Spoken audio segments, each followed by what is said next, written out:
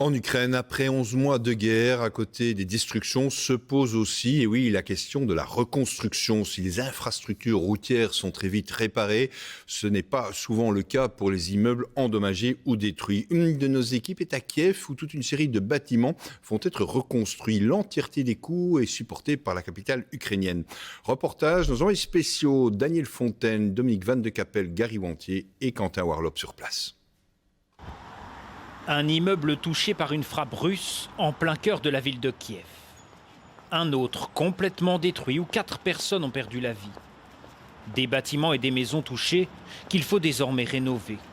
Partiellement détruit par un obus il y a 10 mois, celui-ci vient d'être reconstruit.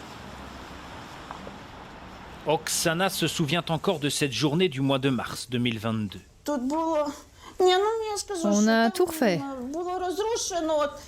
Les murs étaient détruits, le plancher avait gonflé, c'était terrible. Lubov habite à l'avant-dernier étage. Il y a 10 mois, elle passe la nuit dans le métro. Mais le lendemain matin, elle ne reconnaît plus son appartement. Il était complètement détruit. Le balcon est tombé directement. Il n'y avait plus rien ou presque. Tout était brûlé. Mais ce n'était pas le plus important. Au moins, on était en vie. Les travaux ont commencé au mois de juin dernier. Aujourd'hui, Oleg, chargé du suivi, termine le chantier.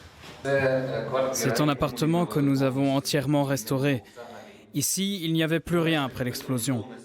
On a tout refait, les murs, les portes, le plancher, tout le chauffage est en balcon, l'isolation thermique et la façade aussi. Aujourd'hui, la plupart ont regagné leur habitation désormais rénovée, mais tous n'ont pas eu cette chance. On peut tout réparer, sauf les vies, comme celle de notre voisin tué par l'explosion. Rien que depuis le début du mois de janvier, la ville de Kiev a décidé la reconstruction totale de 11 immeubles de la capitale ukrainienne.